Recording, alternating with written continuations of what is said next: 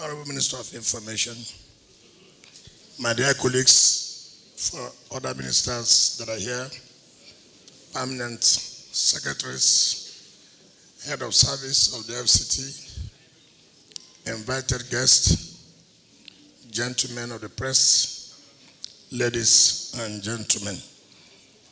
Let me thank the Honorable Minister of Information for this opportunity, for the Honorable Minister of State, FCT, and my humble self, and our team to briefly present to the public some of the things we have achieved since the administration of Bola Ahmed Tinubu, Grand Commander of the Federal Republic, as far as FCT is concerned. But permit me to say that 20-30 minutes will not be enough for FCT. I thought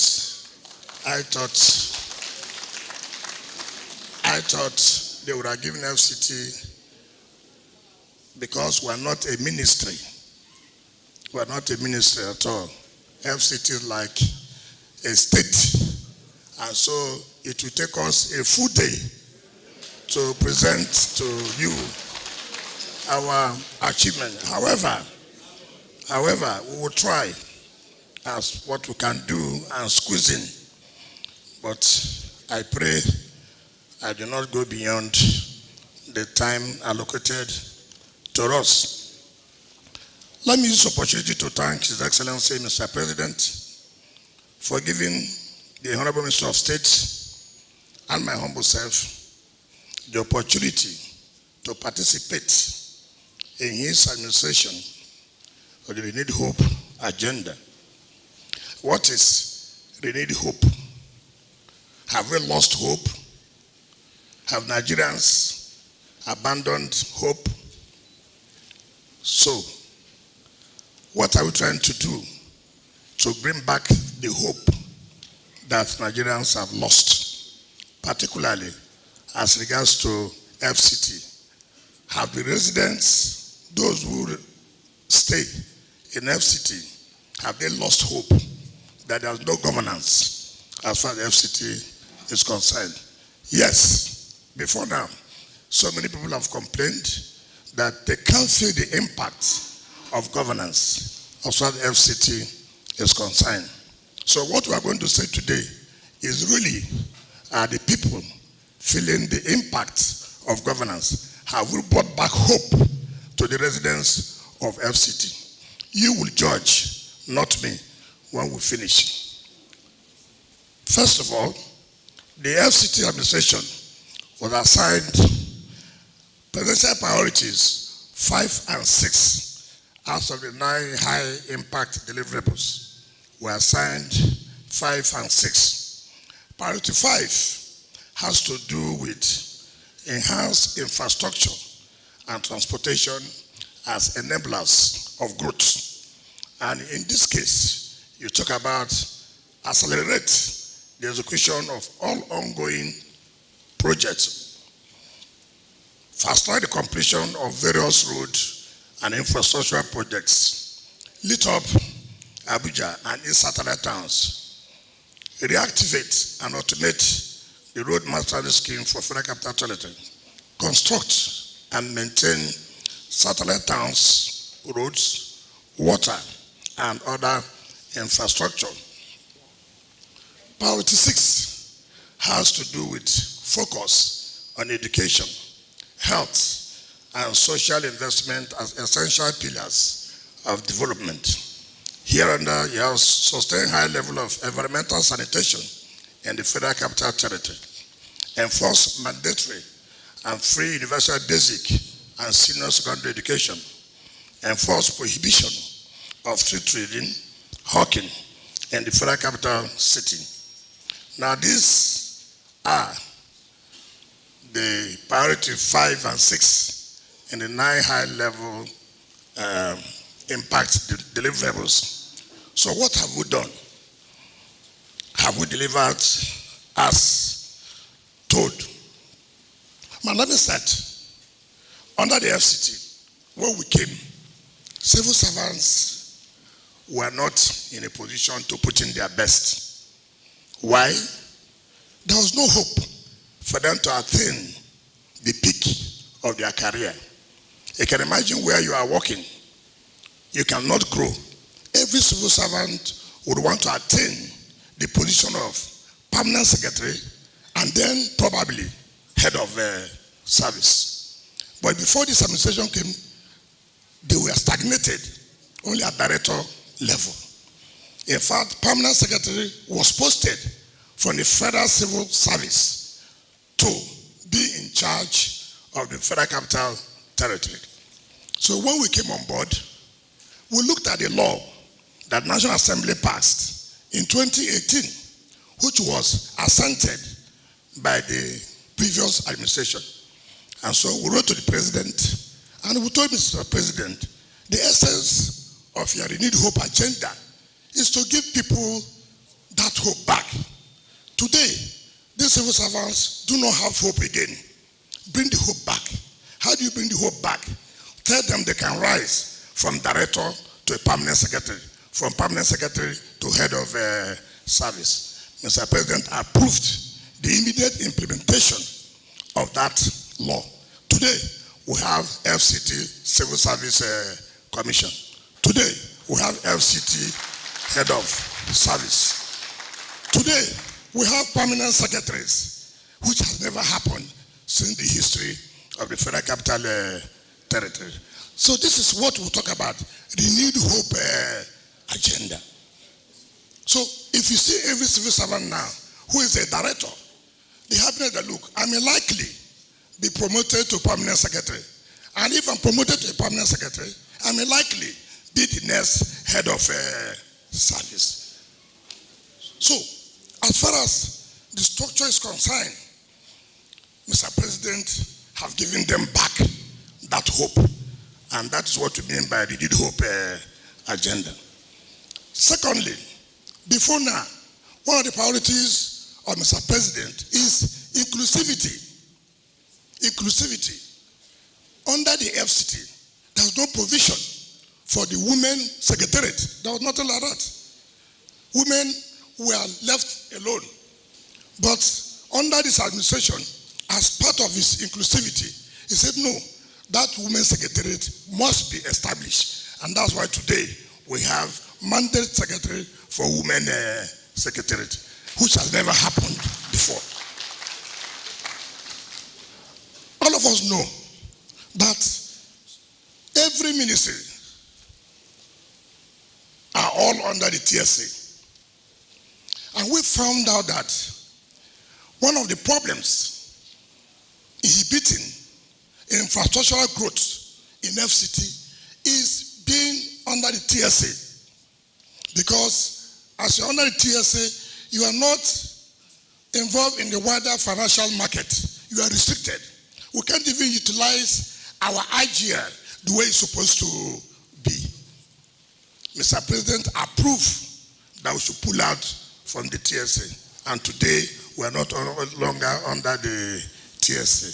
And I will tell you how this has helped us to do certain things people think is a miracle. It's not a miracle.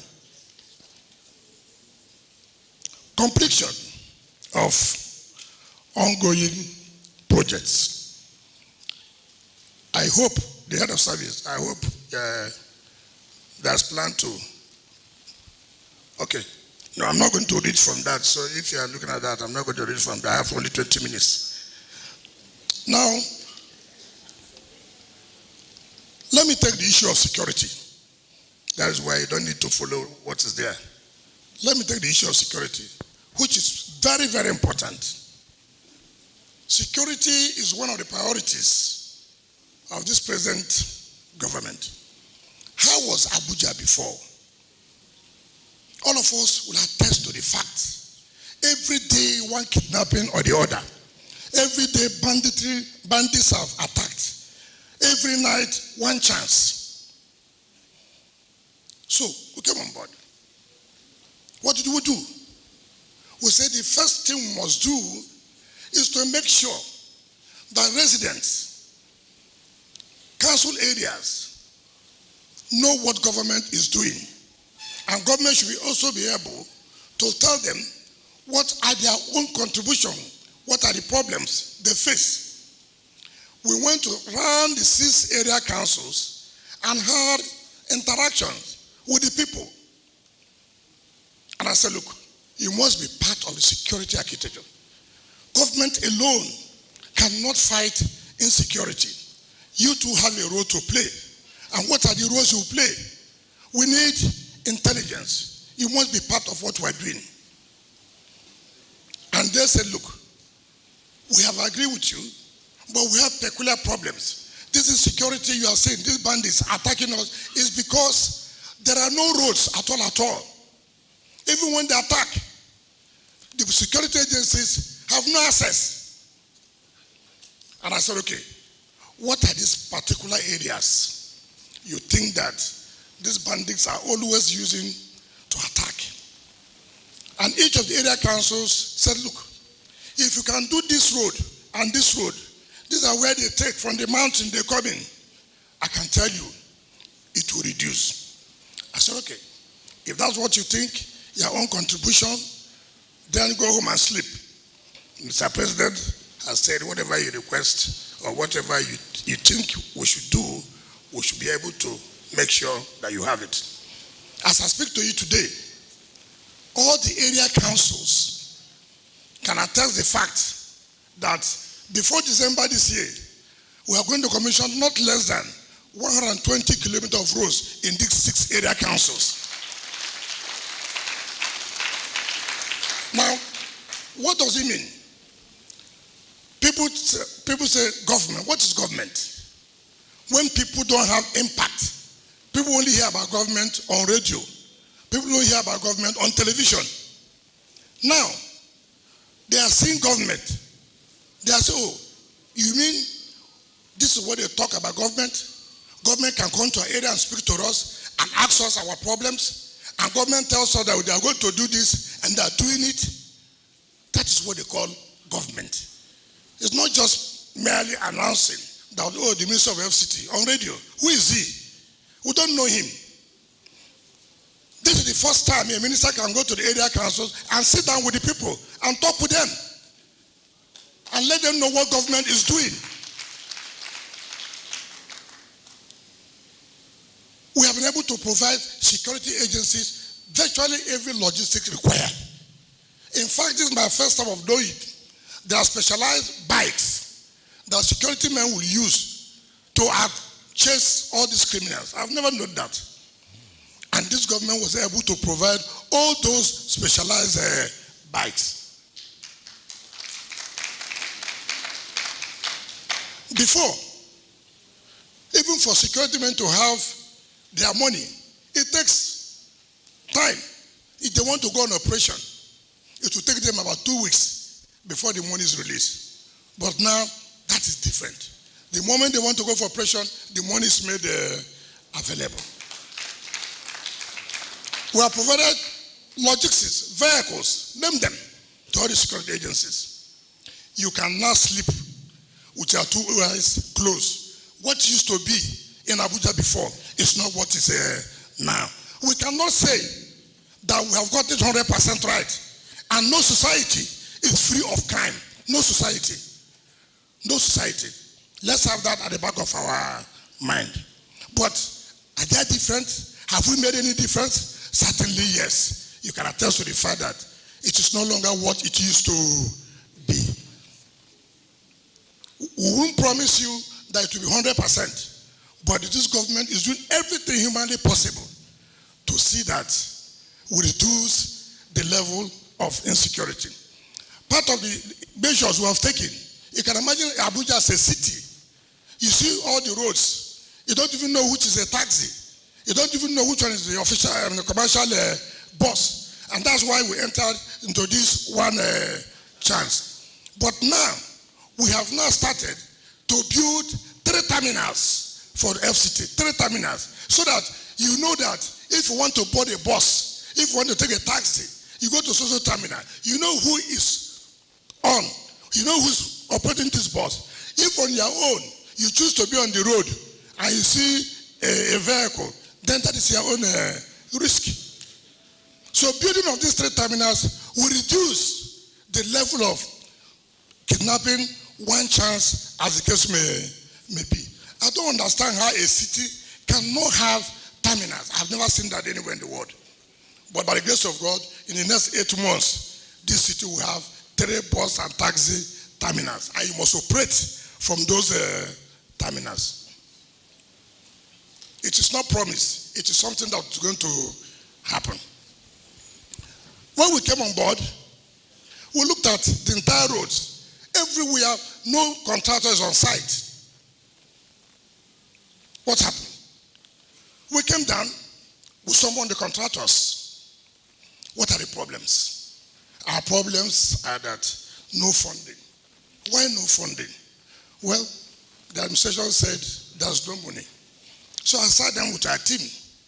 And so what is important is not sitting down, awarding contract, yet no one is completed. Nobody does that. What you should do, say, look, for this period, how many projects are we going to take?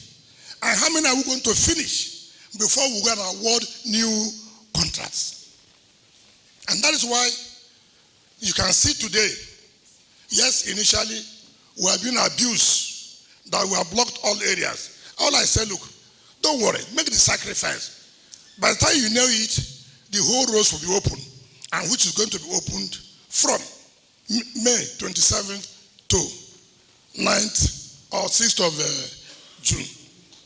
I said this, some of the contracts, some of these roads were awarded 2007, 2011, 2015, 2017, all abandoned. As I speak to you, no contractor, in fact some of the contractors now come to lobby, give us job, we know that you will pay. We have been able to establish that confidence. We have been able to establish that confidence. That contractors can now say, no, we want to go back to site. We know you will pay. Look at the government. 1 month ago, there was a job they were supposed to award at 7.something billion. Now what was provided in the budget of 2023 was 100 million for a job of 7.something billion. So when the satellite town came to me to make a memo to go to ESCO, I said, for what? So the ESCO can approve. I said, okay, how much do you have there in the budget? 100 million for a job of 7 billion, which means ab initio, you don't want to do the job. Because when you have awarded a job of 7 billion, you give the contractor 100 million, which is not even up to 15% or 30% of what the law requires. I said, no, we will not do that procurement. I won't accept it. Leave it. Just 2024, we have to put 4 billion in the budget of 2024. And then we took it to FEC, and FEC approved. So a job of 7 billion, you have 4 billion provided, which is more than 50% of the sum, which means you have in mind to complete the job. So that by next year, you provide another 3 billion. The job has been completed. It's a simple thing. So, look at the Abuja Master Rail. Let me answer this. So many people have said that they have commissioned it before. We are not talking about commissioning of building. I'm talking about commissioning the commercial operation. We are not commissioning building. No. The building is there. Was it in use? Why was it not in use? There was no access road to all the stations, no access road. So how will you use it? If I stay in Idu, how do I have access to the station when there's no road to the station? If I stay in Kukuba, how do I have access to it when there's no road? So all those non-availability of access routes impeded the operation of the metro line. You remember in September last year, when the president was declaring open the annual bar conference of the Nigerian Bar Association, the president said, the chief host, I want to ride on the metro line. I don't want land. I want to ride on the metro line. To the glory of God, on Monday, 27, Mr. President will ride on that metro line.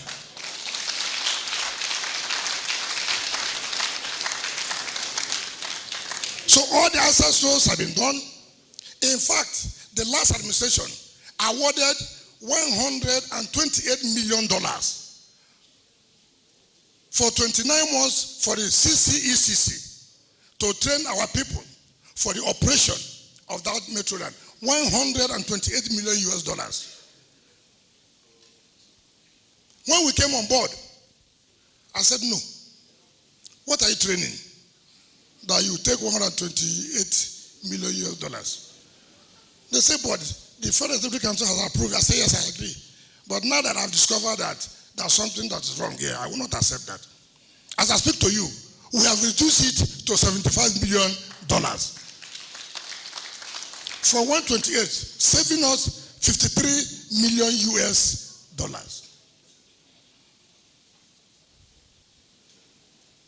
So when Mr. President rises on Monday, you take your own turn on Tuesday.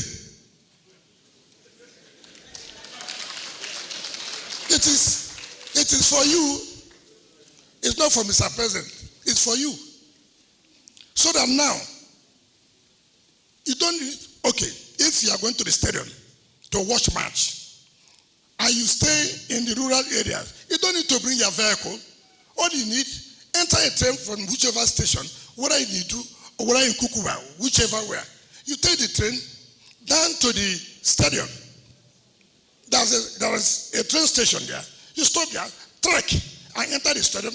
Even the match finishes by 10 p.m. You come out from the stadium, enter the train station, and go back. There are car parks in every station. There are car parks. You carry a car, you go there, enter the train. That is the way business is supposed to be. It is renewed hope agenda. So most of you who are saying that they have commissioned it, please don't make a mistake. What was commissioned was the building. And we are not commissioning building. What we are trying to do, we want to start commercial operation. So if you are going to the airport, from here to airport, it's 20 minutes. It takes you down to the airport. Seeing is believing, is it not? That is practicable. Just go on Tuesday. Monday will be tough for you. You know, I will not tell you lies. So don't come on Monday. And we are going to allow for free ride for 2 months.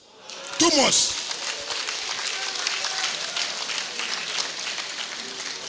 And you know, Mr. President, he can even say extend it to 6 months. Just to reduce the pains of our people. That is renewed hope agenda. When you say something, you do it. Is it not correct? That is what we call renewed hope agenda. When we came, look at all the, when people say Abuja is a city, I ask myself, what makes it a city? No good roads. What makes it a city? No light. I said no. I called the Executive Secretary, FCT, come. What's your work here? Tell me, what is your work? Look at the whole street. You can't have a good road to say it's a city.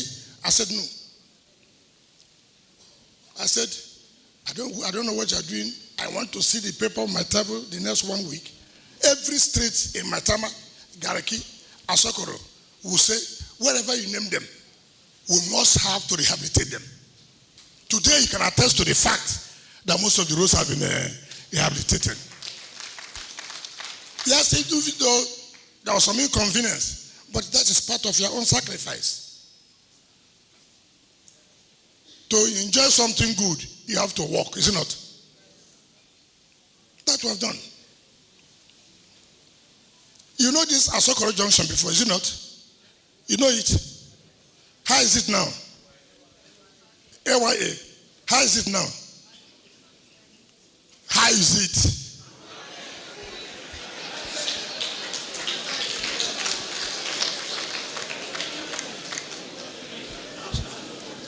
Look, they awarded the contract to rehabilitate National Assembly. For how many years? As we came, we finished it. National Assembly is now using it properly. They awarded to rehabilitate the first phase of the Federal Secretariat to Julius Berger. It was abandoned. We came. We have finished that first phase rehabilitation of the Federal Secretariat. The presidential residence, the VP's presidential residence, was awarded in 2010. 2010, a whole Nigerian VP's residence. 2010. We are now 2014, is not correct?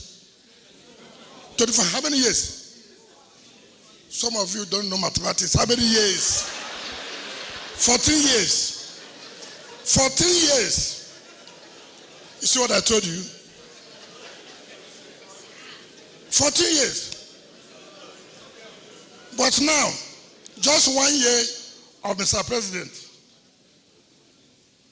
the VP will enter a very brand new house as request of the Vice President of Federal Republic of Nigeria. Look at the education. As I speak to you, over 19 schools have been rehabilitated as I speak to you now. Over 19 schools. Sometimes when you go to our schools here in the city, you cry. I'm not talking about the ones in the rural areas. I don't know what I'm talking about. Just look at the city alone. So when people come to the city and they see the kind of school, it tells them too what will be happening at the rural area. So give the first lift here. The same time we're also doing at the satellite towns.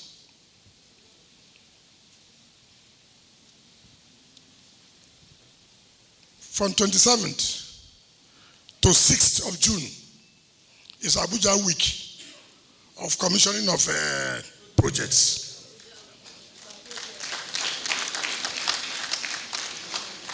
By this time, next year,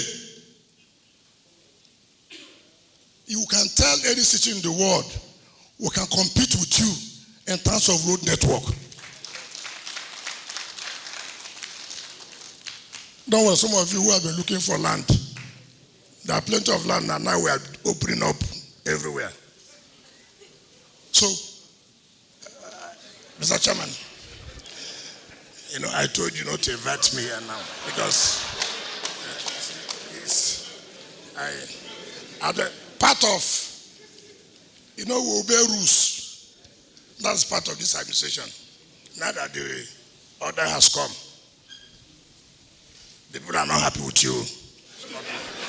So I sincerely thank all of you. I wish that we'll have more time to be able to showcase what we have done. Thank you and God bless you.